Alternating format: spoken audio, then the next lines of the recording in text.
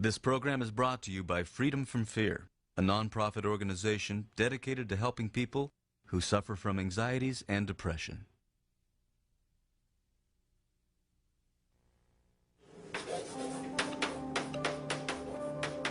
Remember back in high school, that quiet kid in the class who never raised his hand?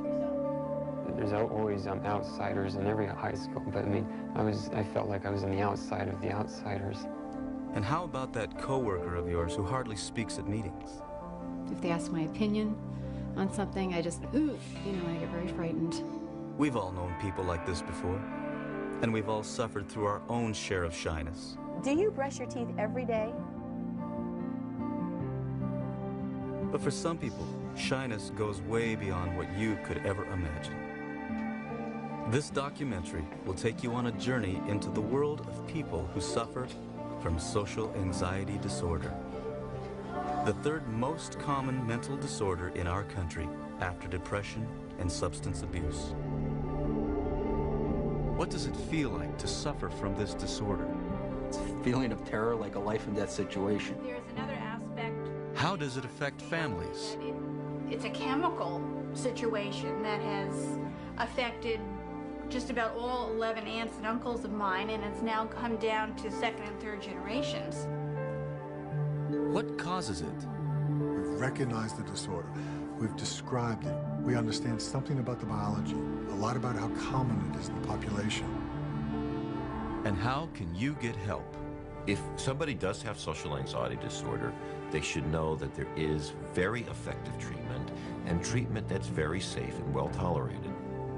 I want to be confident, I want to be outgoing, I want to have a lot of friends. I'd like to move up in my career. I really think I have a lot to offer. I just have to get past this awful fear. One of the things that strikes me is that there's all this lost potential in a group of people who tend to be our most sensitive and often our most caring. So it's like those are the people we need to get out.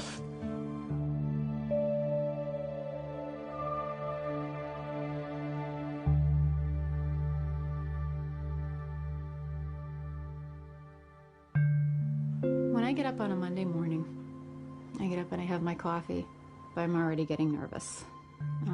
I procrastinate. I spend a lot of time doing stuff around the house. I know I have to be there, but I try to prolong being home in my little comfort zone as long as I can. As I'm driving to work, I can feel the anxiety building. My stomach starts to get sick, and I start to sweat. By the time I get into work, driving up that driveway, I'm pretty much a mess. Going up the stairs, walking down the hall, I'm just dreading every moment of the day. Social anxiety disorder is one of 6 main kinds of anxiety disorder that we now recognize in psychiatry and psychology. It's actually the most common. It's also known as social phobia. Social anxiety disorder affects millions of people worldwide. It causes someone like Pam to feel intense anxiety in almost any social situation. If I get one wrong look from someone, I'm immediately going to think that I'm an absolute idiot and we're going to have to leave. People with social anxiety disorder become very overly sensitive about what other people are thinking about them. Interestingly, they'll often come in the office and say, I'm paranoid, but they're not paranoid at all. What it is they have tremendous interpersonal sensitivity. So every time they're around other people, they think that people are judging them because they think they're actually doing bad. Looking stupid, looking incompetent, being inarticulate, having people criticize them, even if it's not verbalized. The idea that people are judging you and criticizing you potentially or negatively evaluating you is a huge fear for these people. There's a range of severity, so people who have it to a more moderate degree can function but with enormous effort and pain. They maybe can work, but they'll do something that's below their capabilities rather than have to interact a lot with other people. It's very hard to have friends. It's very hard to form an intimate relationship. It's very hard to socialize. For some people, the disorder manifests itself only in performance situations. But for others, it permeates every aspect of their lives. In the extreme, people become extremely isolated. They don't work. They end up on disability or being supported by their families. They'd be afraid to use public restrooms. They become afraid to eat in restaurants because they're afraid people may be watching them and they may spill their food or choke. We've seen people who are afraid to endorse a check in front of a teller because while the teller is watching, their hand starts to shake. Well, the checkout line is the worst, of course, and then other than that, you know, first going into the store, it's like I know it's not happening, but it's like all eyes turn, see who's coming in. And, you know, and then walking around and then looking at stuff, you know, it's like I always feel like I'm, you know, under a spotlight. James lives at home with his parents and hasn't worked in 4 years. Just being out of his house for longer than an hour is sometimes more than James can bear. Social anxiety disorder has taken over his life. I felt a lot of times like just like a freak, you know, just because of this. I mean, how can you be so actually afraid of other people? I mean, it doesn't. I've never heard of that. We've all experienced moments of shyness, but suffering from social anxiety disorder and being shy are two very different things. Shy people may be uncomfortable or not like doing certain things, but they're able to do them. Whereas the people with social anxiety disorder get these actual panic attacks and really cannot do these things.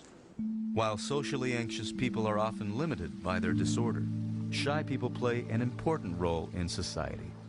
Our society rewards with a great deal of dignity and economic reward those who like to work alone, like computer programmers, scientists, poets, writers.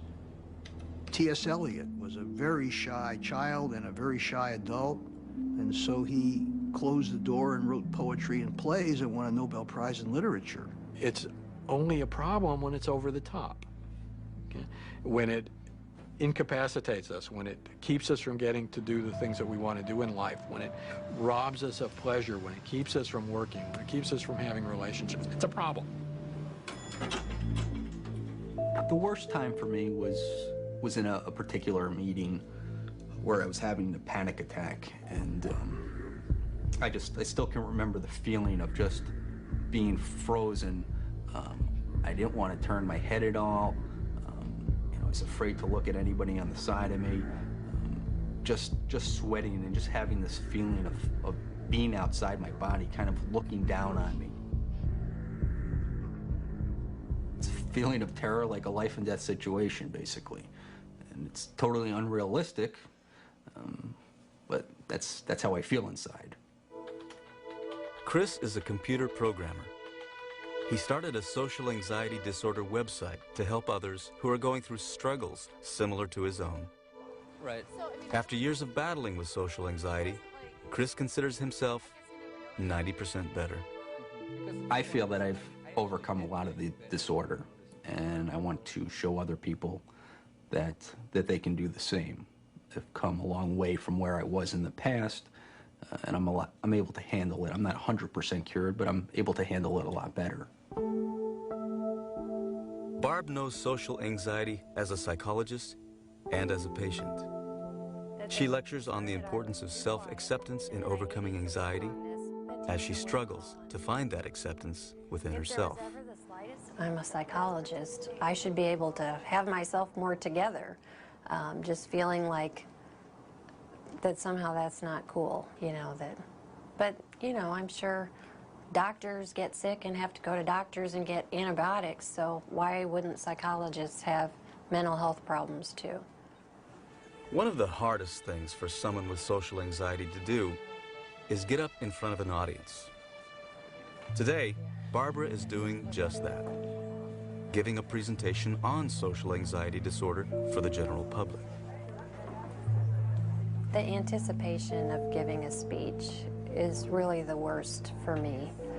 Sometimes I'm a little bit reluctant and, you know, sometimes get angry or frustrated, like, you know, why do I have to do this? But I don't really have to. I'm choosing to, and part of it is growth. That's why I keep doing it. Today's presentation is about people who are painfully shy.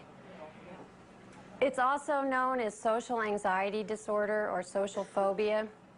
But this presentation is more than just about social anxiety disorder. It's about courage. I'm going to try something that I haven't done before. I'm going to try to share some of my own experiences, but it's going to be hard. It's not like I go around and tell everybody that, oh, I have this problem with anxiety, and, you know, I don't do that. I did well in school academically, but I never said a word. I always sat in the back of the class, hoping the teacher wouldn't call on me. If there was ever the slightest hint that class participation would be involved that day, I felt like I was literally going to die. If there's anything I hope I can pass on to my son, is the important lesson I've learned. It's good to take risks, unless you take the risk to break out of your comfort zone, to try new things. Your world stays small, and you never know what joy you might be missing. Thank you very much.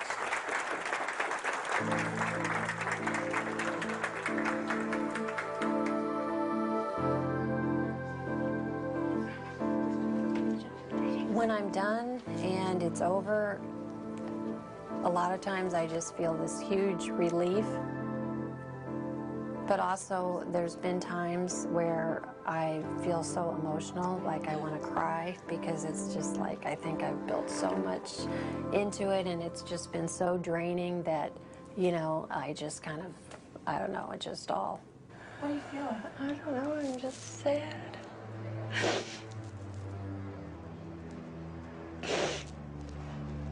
I guess just talking about all the painful times, I don't know. I'm just wondering if I did the right thing to do that. It's so much easier just to stay and be the professional.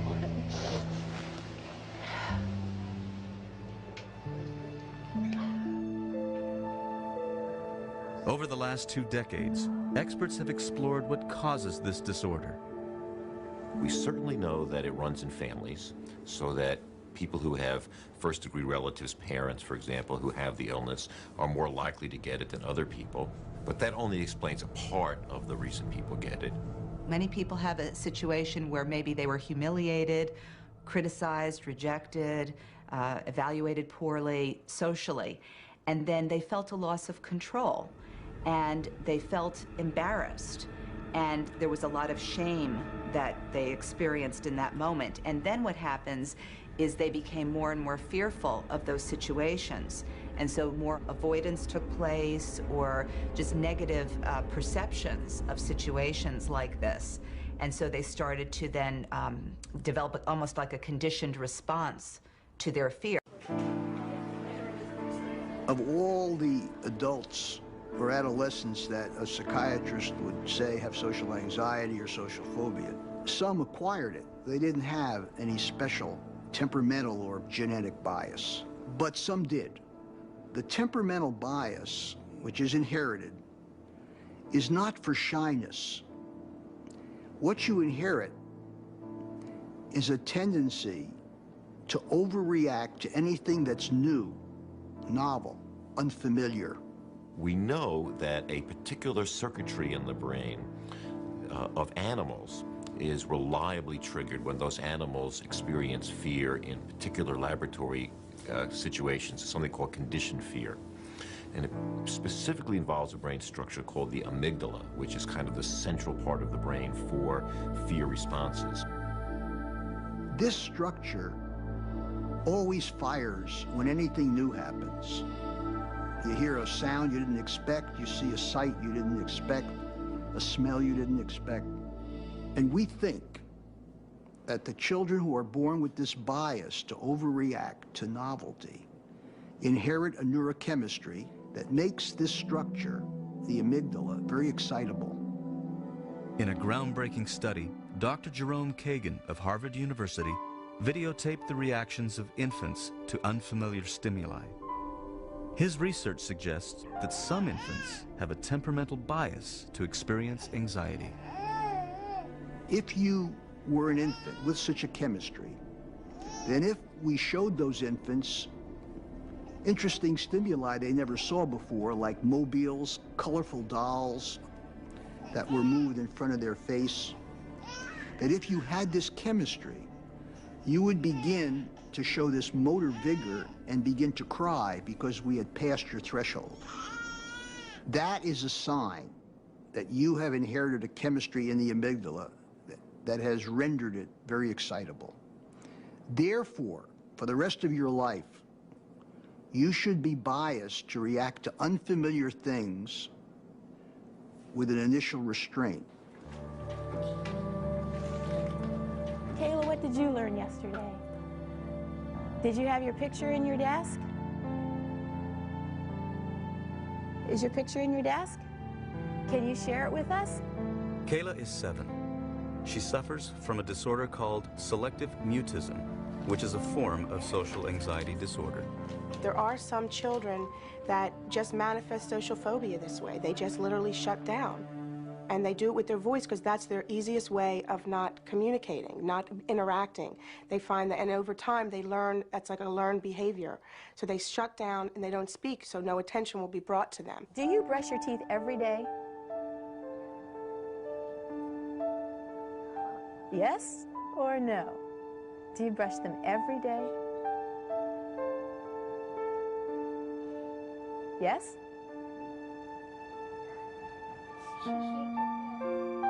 Are you shaking your head, Jess? I didn't hear it rattle.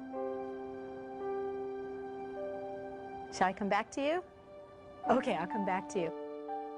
These children want so desperately to talk, and they can't. The words just don't come out. They can't speak.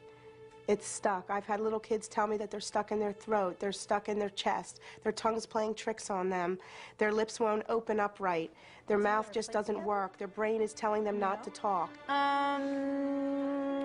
Brad, who's your neighbor? When I watch my daughter in the classroom, it's very painful to see her struggle and not be able to interact with the other children like they do, and just breaks my heart. But before Kayla was diagnosed, Sherry was filled with frustration and anger. I can remember yelling at her, saying, why are you doing this? Quit embarrassing me. And I really thought that it was some kind of control, that she was doing this almost on purpose.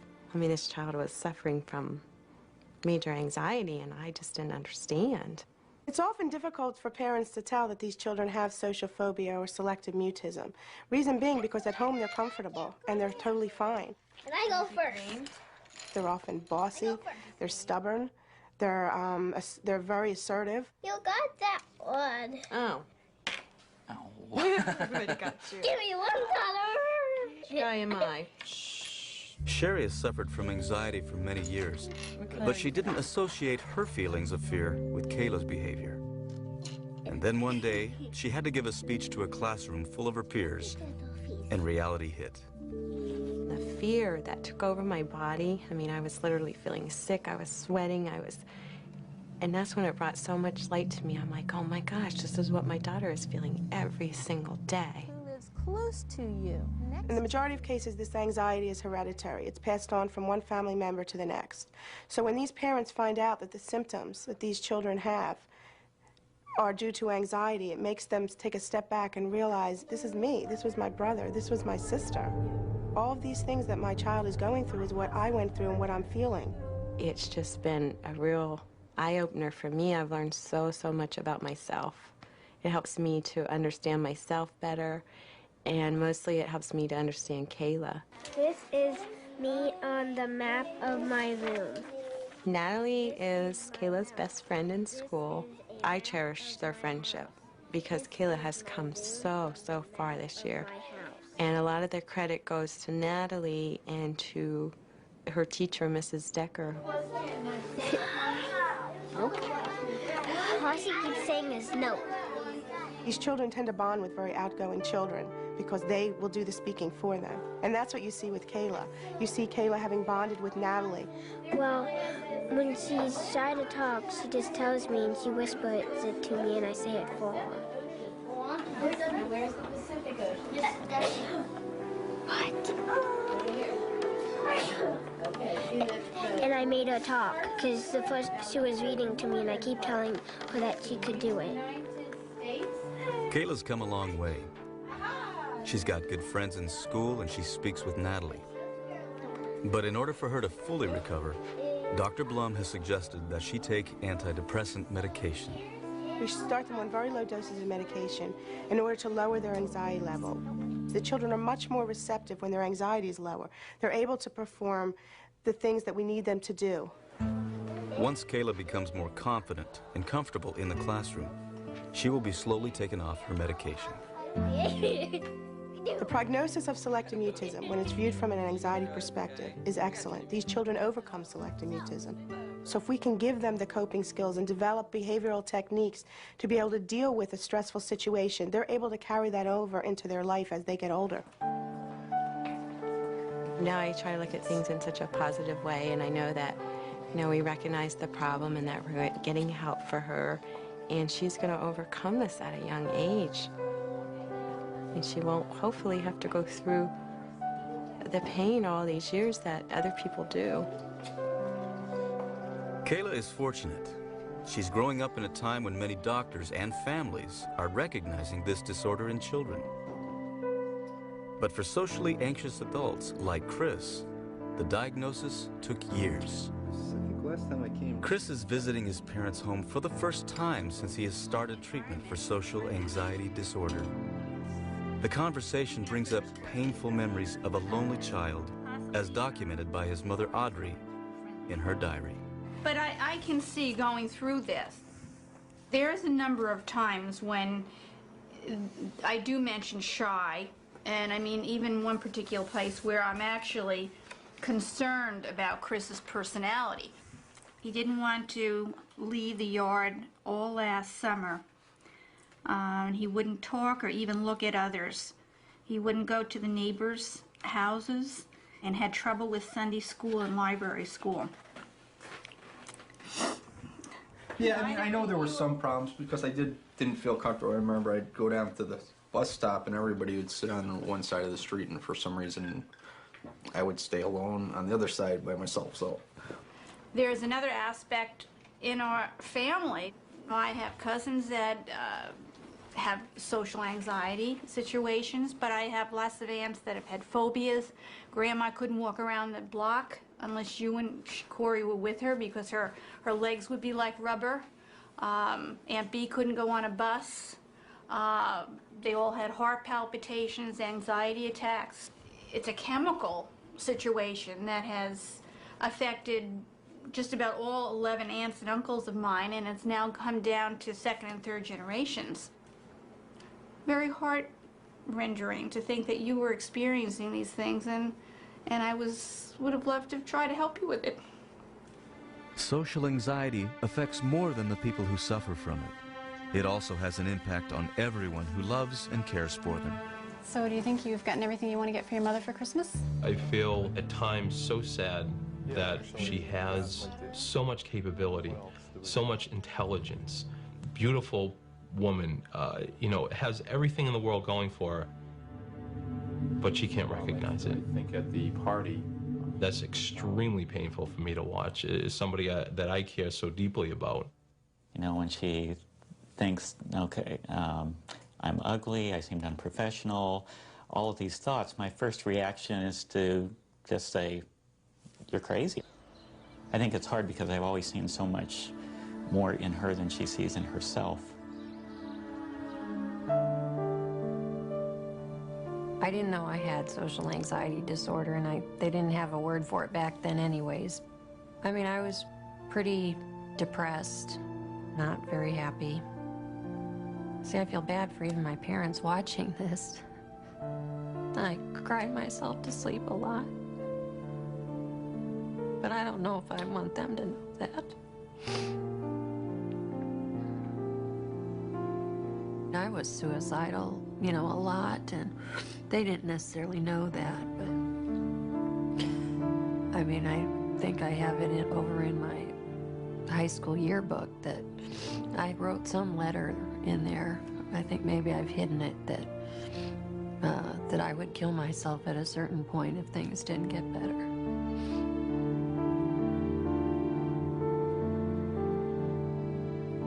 in high school, I didn't have too many friends. I was a lot smaller than some of the other kids. I kind of got picked on a lot, beat up a lot. It's especially tough dealing with this disorder, I believe, being a guy, because we don't want to show our weaknesses, and with the social anxiety, being shy and reserved, that's a weakness. Don't worry, just relax and have fun. You're perfectly safe. So I try to compensate in other areas by doing things like skydiving, getting involved in sports, bungee jumping. I think I did a lot of crazy things to try to show my manliness, I guess. There's always outsiders in every high school, but I mean, I felt like I was on the outside of the outsiders, because I was just completely alone with everything I was going through and everything I went through. And it was tough just seeing that other people having at least one friend, you know, just to, you know, get through it all with. And I didn't fit in with the other kids and all that, so I mean, a lot of bad experiences just getting through high school. When we went looking at colleges, I picked the easiest thing I possibly could, the closest thing I possibly could, when, you know, at that time in my life, I should have been looking for something challenging and exciting. And I went to secretarial school. It was the easiest thing I could think of. I knew how to type, I knew how to do all that stuff. I wouldn't be threatened, I wouldn't be challenged, and it would be easy. I further progressed in college. I would miss my classes, I'd sleep on the couch all day, just a lot of depression. I drank a lot. If I drink, then it'll eliminate some of the anxiety, feel a little more comfortable talking to people. One study showed the median age of onset of social anxiety disorder was age 13. That means that there were a lot of shy, anxious, socially inhibited children who are probably labeled by their teachers as model students because they're not disruptive, they don't disturb anybody, they're quiet. And it's probably not recognized that these children are terrified to raise their hand, having a lot of trouble making friends because they get nervous in these social situations. And these children have a very, very high risk to grow up, to continue to have these problems, to develop depression, and also to develop substance abuse problems, because a large number of people with social anxiety disorder realize, unfortunately, that alcohol is one way to calm you down in a social situation. So we really want people to pay attention to this, even in school-age children. For socially anxious children like Pam, Chris, James, and Barbara, there was no diagnosis and no treatment. Constant anxiety caused them to develop other disorders like depression. And the way to deal with acute shyness, they were told, was to pull yourself up by your bootstraps. Get over it, snap out of it. I don't think that really works, but that's our attitude toward people with mental health problems, behavioral problems, and emotional problems. So that I think that people tend to think, well, this is just the way I am, and I'm going to get laughed at if I try to get help for it. I went to visit my friend in Western New York, and she had one TV channel on her TV. And all of a sudden, this commercial came on for a social anxiety series of tapes that was supposed to help you get past this social anxiety. And they started listing the symptoms. I said, oh my God, that's me. That's me on that tape. I started to cry because there was a name for it. Sorry. It's been so many years.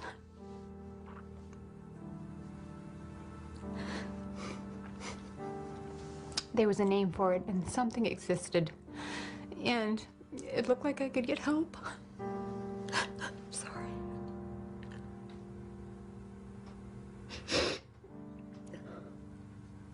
Social anxiety disorder was misunderstood for years until 1985, when Dr. Michael Leibowitz published a paper about its devastating effects.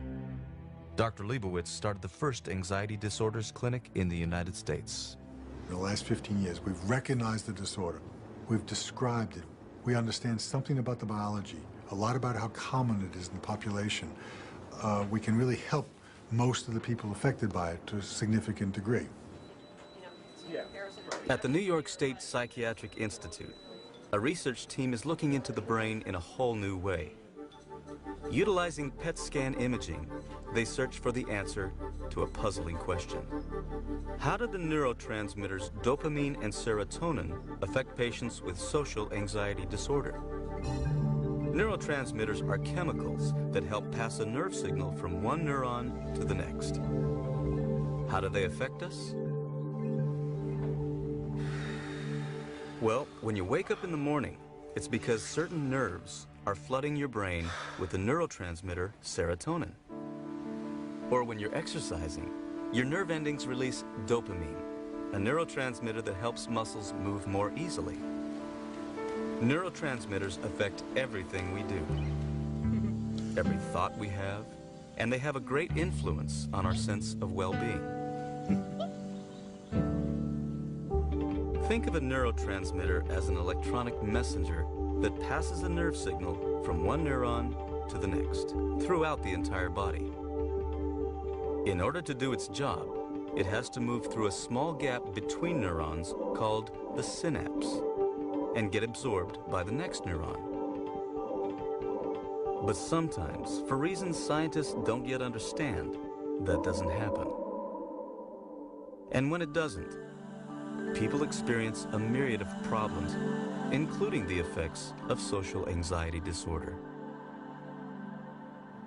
The reason that really I'm focusing now on serotonin is due to the success of the serotonin reuptake inhibitors, and those are drugs which are all currently being used in the treatment of social phobia.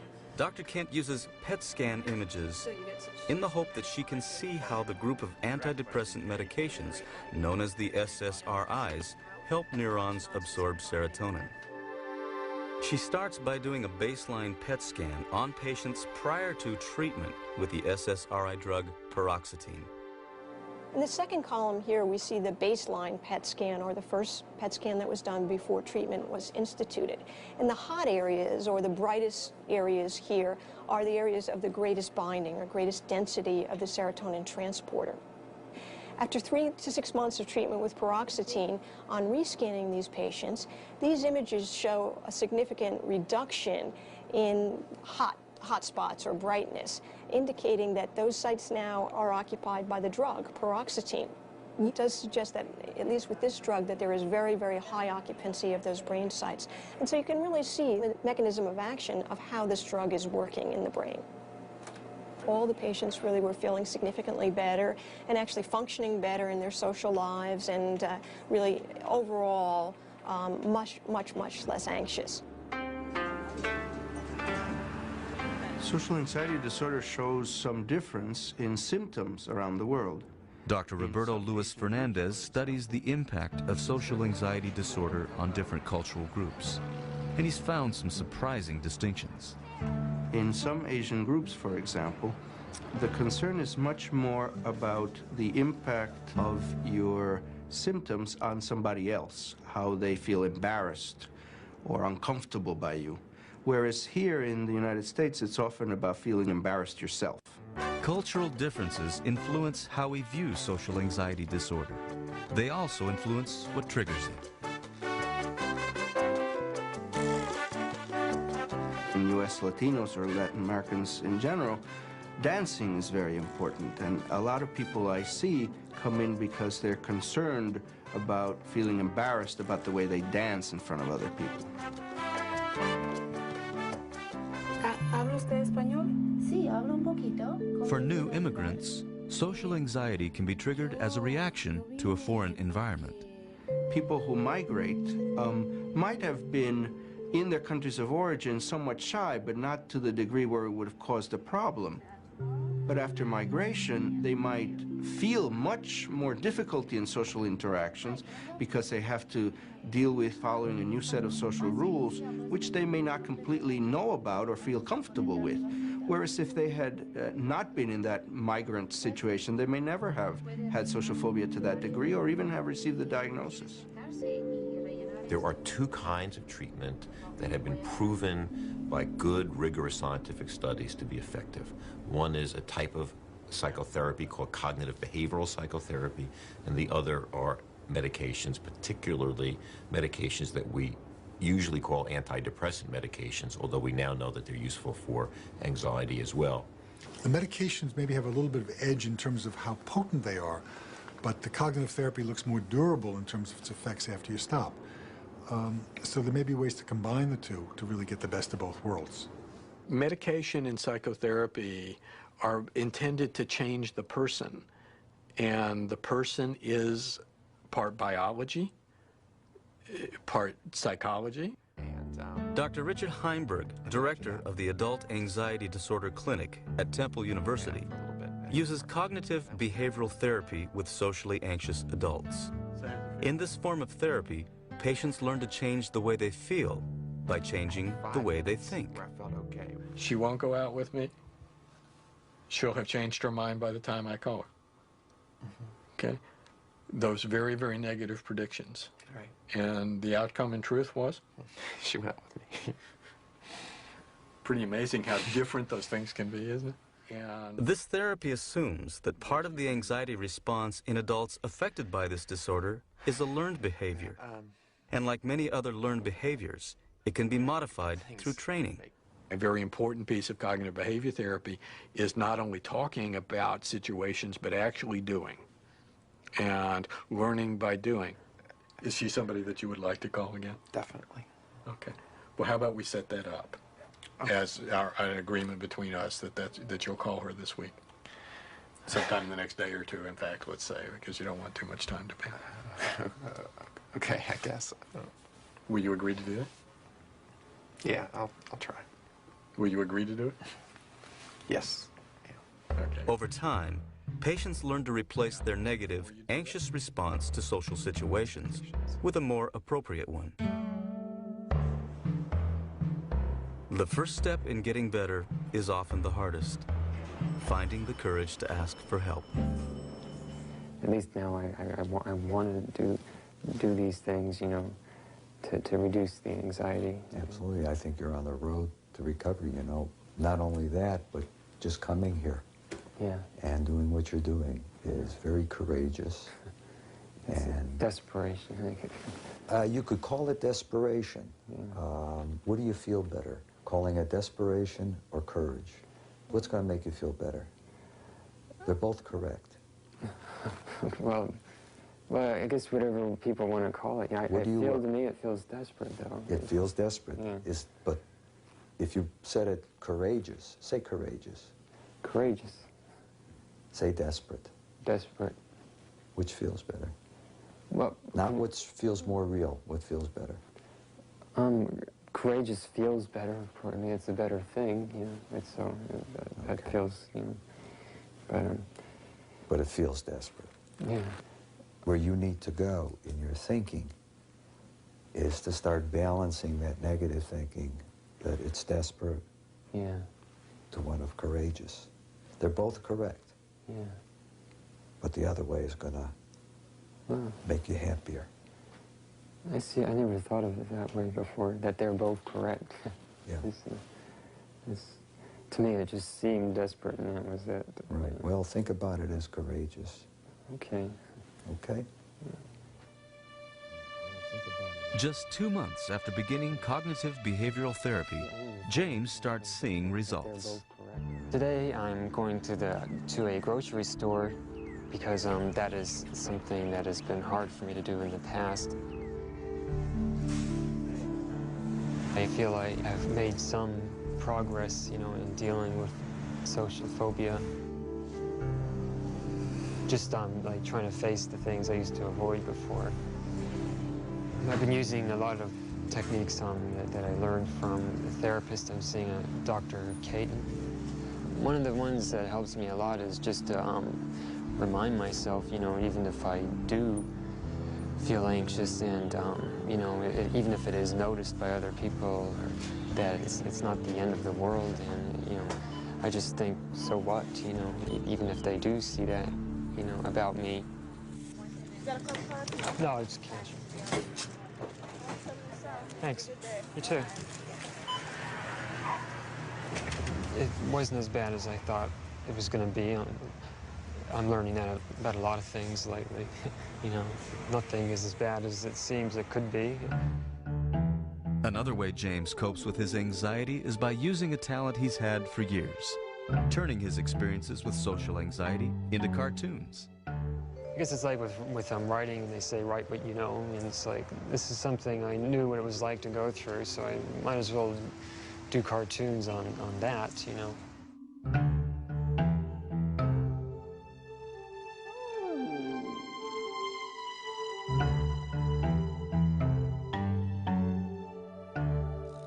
I can appreciate, you know, how awful a certain experience can be, but then find the humor in it and put it into a cartoon.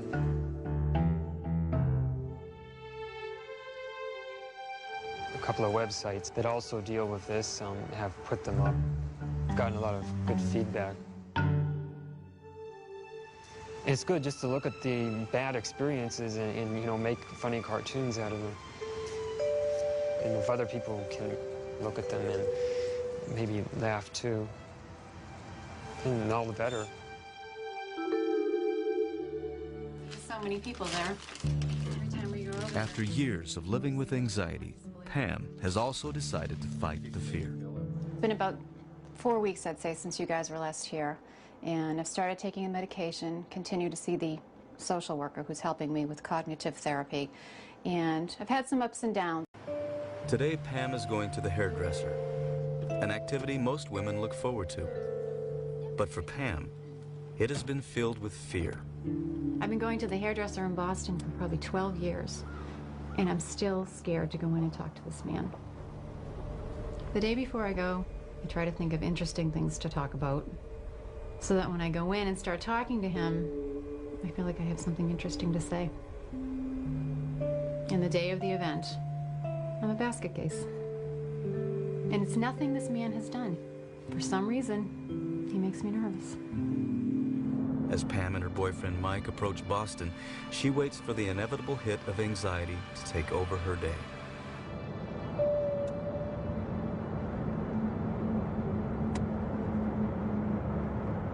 Now this is interesting. Usually by this time my legs start shaking. At this point on the highway. Time in the drive? Well, yeah, because as we get closer to the city, I start getting nervous. Are you nervous yet? Well, a little, but not like usual. I think I'm getting better. Usually when we get to this point on the bridge, my heart would start pounding, I'd start breathing really quickly, and my legs feel like absolute jelly. Really? Yep. And it's not happening now? No, it's not. Oh, that's cool. I mean, I'm a little nervous, but not, you know. See ya. See you in a little while.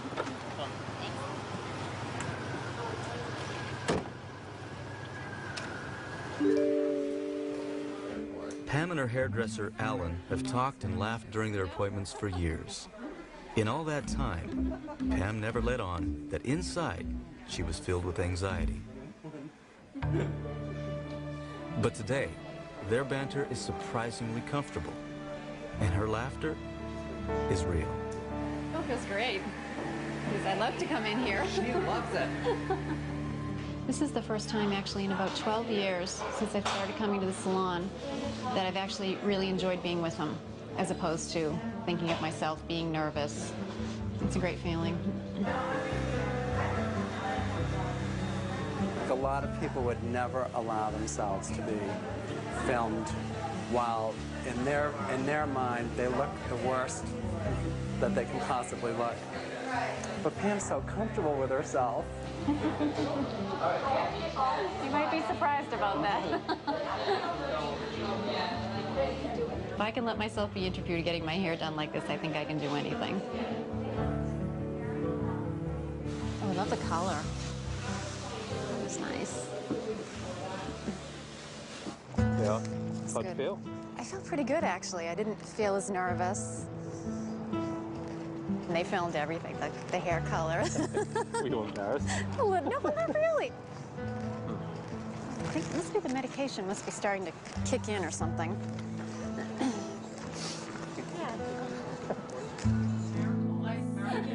2 months later, Pam's feeling even better. I'm doing much better since the last time I saw you. I feel like I have a sense of my confidence back. I'm able to talk to people now where I couldn't before. Going to a party at one point would really make me very nervous, and I would cancel more likely than go to the party. I'm much better with that. I can talk to people, even strangers.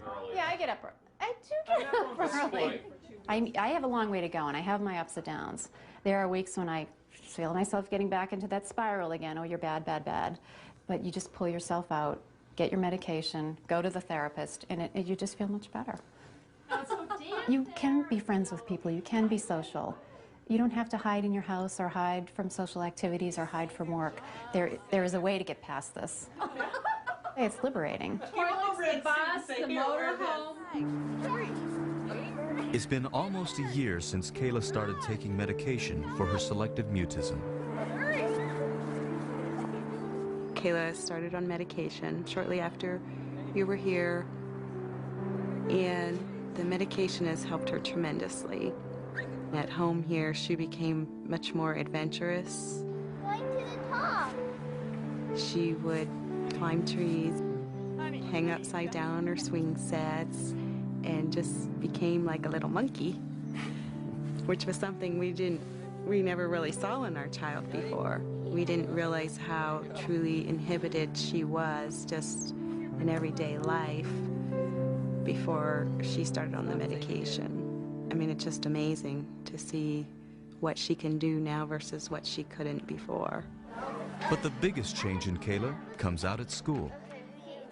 Okay, hold them. Okay. Me and Abby will give them to you. Okay, and then we do it. I'll do it. In the classroom, Kayla has just really become a different child. Her body language is so different. She seems so completely more relaxed than she ever has been, ever in the last few years of school. She interacts so much more with the kids and, you know, speaks with them now in small groups, doesn't have to whisper. Are you done? No.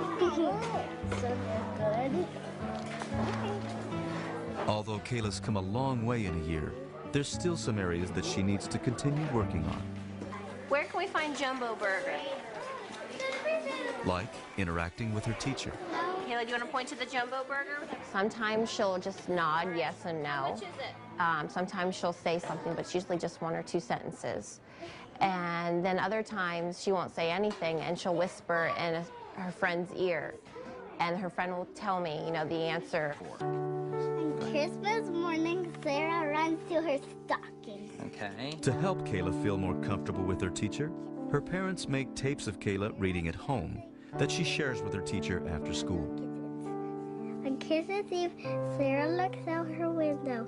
She makes a wish. By doing this, they hope to eventually ease Kayla into speaking with her teacher during class.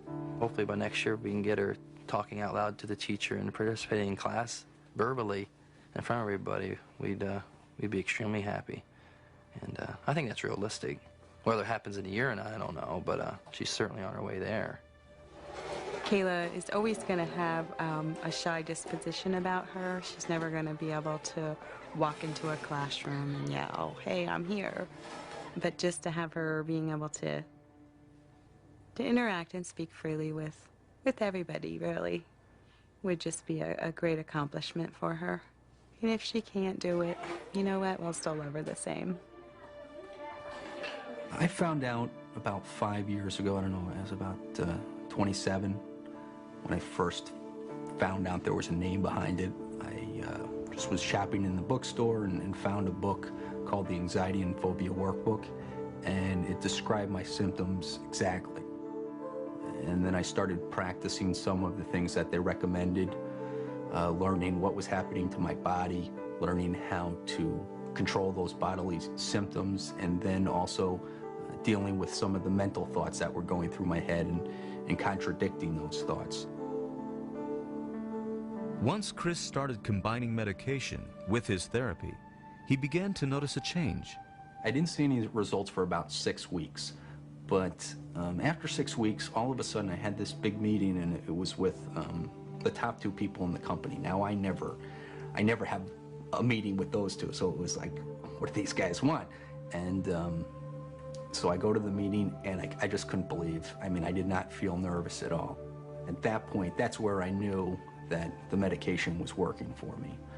And I've been on it for about a year now, and I'm hoping within the next 6 months, I'm going to try to slowly get myself off of it and try to pick up on some of the therapy a little bit more. For many socially anxious people, like Chris, getting better means knocking down the walls of loneliness around them. When I first decided to ask Shirley to marry me, I wanted to do something different, something original. I was talking to my sister, and she thought it might be neat if I made a big sign on the building across from my apartment. So I thought, oh, that's a great idea. So I ended up making this big sign. I think it was about 30 feet. I went over to the building across the street from where my apartment was at. I went up there and started putting the sign together, and I had my sister and her husband across the way in my apartment. They were filming me and telling me if the sign was, it wasn't crooked, and make sure it was straight. Oh God, Chris. They were scared I was going to fall off the edge. Oh, this is so scary. Finally, I got it out there. Went and picked up Shirley, brought her over to my apartment. I pointed out the sign, and she was like, oh, that's not for me, is it? And then I got down on my knee and asked her, and she said yes. Looking back, I never thought I would have the opportunity to get married or find a relationship like this. Just feels really good to be able to overcome this and get to this point. I've come a long ways. It's kind of a, just a little bit a day-to-day progression. There's going to be ups and downs.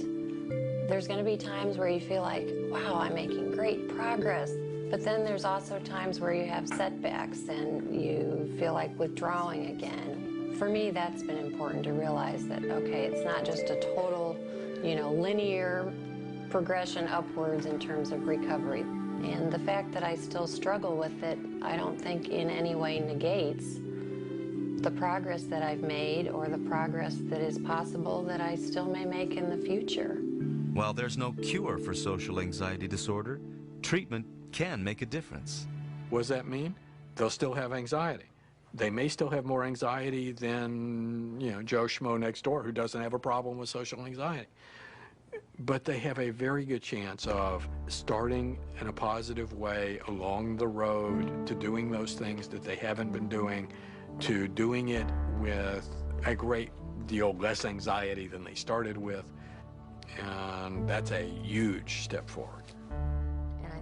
As Barb continues to get better, she hopes to help others in the process.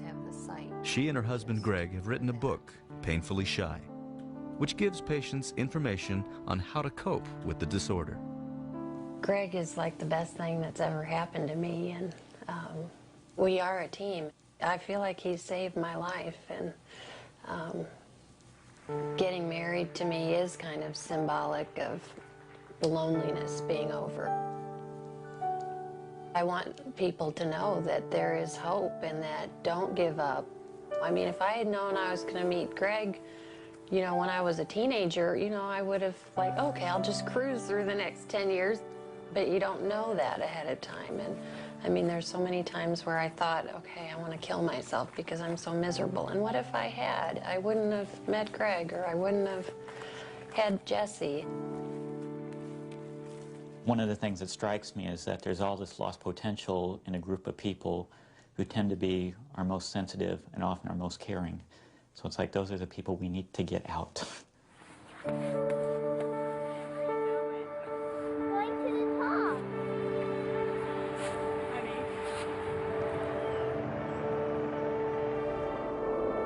No two paths to recovery are the same. Each patient must find his or her own way to overcome anxiety and fear. I feel pretty good, actually. But for those who have spent their lives being afraid of people, there's no greater feeling than knowing you don't have to feel afraid anymore.